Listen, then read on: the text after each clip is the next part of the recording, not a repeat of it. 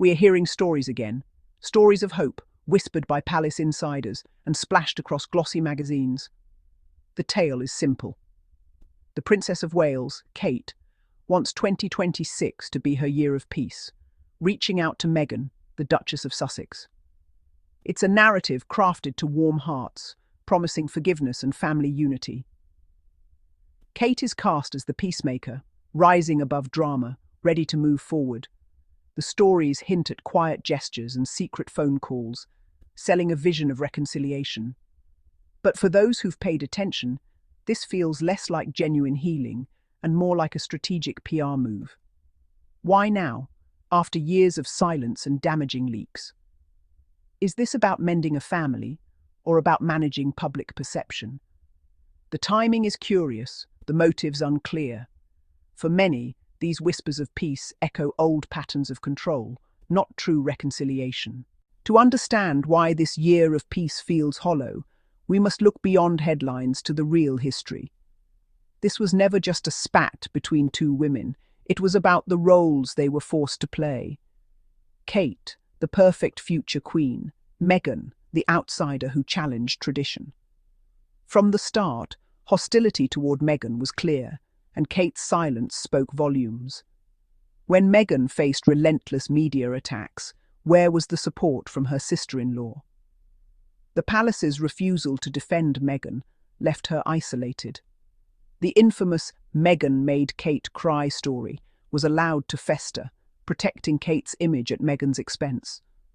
Only when Meghan spoke out did the truth emerge. It was Meghan who was left in tears. The palace never corrected the record, letting a false narrative thrive. This wasn't a simple disagreement, it was a calculated strategy. Kate's image was protected at all costs, while Meghan became the scapegoat. Every negative story about Meghan made Kate look better by comparison. The institution benefited from this dynamic, sacrificing one duchess for another. This was not sisterly rivalry. It was a systemic takedown. The silence and inaction were choices, not accidents. The real story is about power, protection, and who gets thrown under the bus. The monarchy and the tabloid press have always danced together, each needing the other. This partnership became a weapon against Meghan. The palace's communications team could plant or kill stories at will. Negative leaks about Meghan, her work ethic, her personality, were calculated, not random. The palace had the power to stop it, but chose not to. Meghan was criticised for things Kate was praised for, a double standard by design. The press painted Meghan as Duchess difficult, while Kate was celebrated. Harry called it the invisible contract. The family fed stories to protect themselves, even if it meant sacrificing others. Meghan, the outsider, became the main target. She didn't fit the mold, so she was cast as a threat. The palace and press worked together to create a negative caricature. This wasn't just reporting, it was character assassination. The system was rigged, and Meghan never stood a chance. The real story was always about protecting the royal hierarchy. The media's strategy was ruthless: make Meghan the villain, Kate the saint.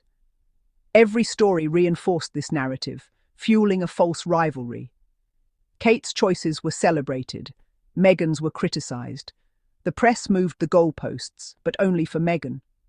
This wasn't just gossip, it fueled real-world abuse and isolation. Meghan spoke of the toll, loneliness, mental health struggles, and feeling unprotected.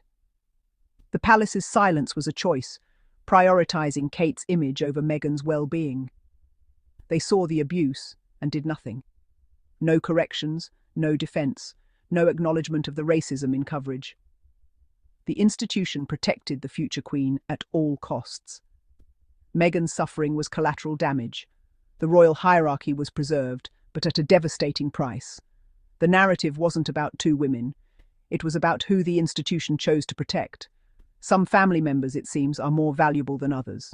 When Harry and Meghan spoke out, the world saw their pain, raw and real. This wasn't about privilege. It was about survival. Harry saw history repeating itself and knew he had to protect his family. Leaving the royal fold was an act of desperation, not rebellion. Meghan described the isolation and being denied help for her mental health. The institution prioritized image over well-being. Harry faced a painful choice: loyalty to his birth family or the safety of his own. The breakdown with his father and brother was about values, not petty squabbles. Their departure was an act of courage, choosing mental health over tradition. They broke the cycle of pain for their son, Archie. They weren't fleeing duty, they were seeking freedom and authenticity. The cost of royal life was too high for those who didn't fit the mold. Their story is about choosing love and truth over image and institution. Now, we're told of Kate's year of peace. But why through the same media that once attacked Meghan? If reconciliation were real, wouldn't it start privately with an apology, not a headline? This public olive branch feels more like performance than healing. The timing is suspect. Harry and Meghan are thriving, building a new life. The narrative seems designed to pull them back into the royal orbit, to polish the monarchy's image. True peace requires accountability, not just a PR campaign. Where is the acknowledgement of the pain caused, the false stories, the racism? Asking Harry and Meghan to move on without real change is not reconciliation. This peace is about optics, not empathy. Without truth, it's just a temporary ceasefire in a war of perception. The real peace? Harry and Meghan found it themselves. Their freedom began the moment they left the UK for California. In their new home, privacy and safety replaced scrutiny and fear. Through Archewell, they pursue causes they care about, on their own terms. They speak out on mental health and justice with authenticity. Their peace is in family, raising Archie and Lily in warmth and normalcy. Harry cherishes simple joys, like biking with his son, freedoms he never had. They've built a life rich in love, far from royal drama. Reconciliation with a toxic institution isn't their goal. Self-preservation is. Their happiness is proof they made the right choice. This isn't just a family feud. It's about an institution struggling to change. The year of peace narrative tries to rewrite history, but real healing needs accountability. The palace must admit its failures, the lack of protection, the racism, the pain caused. Without acknowledgement, reconciliation is meaningless. Harry and Meghan's story resonates because they chose authenticity and well-being over tradition. They are symbols of resilience for anyone who's felt silenced or excluded. Their well-being is what matters most. They've found peace by forging their own path. If the royal family truly wants peace, it must start with self-reflection and responsibility. Until then, Harry and Meghan will continue to live their truth. Their peace is the one they made for themselves.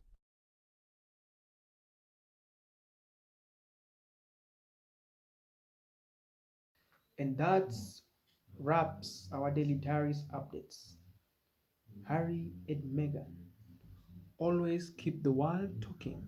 And if you enjoy this update, do not forget to like, share, subscribe, and for more royalty served with honesty, just right here on Daily Diaries Friday. Till next time, stay kind, stay curious, and keep shining. See you next time with more royal news and good vibe. Bye bye.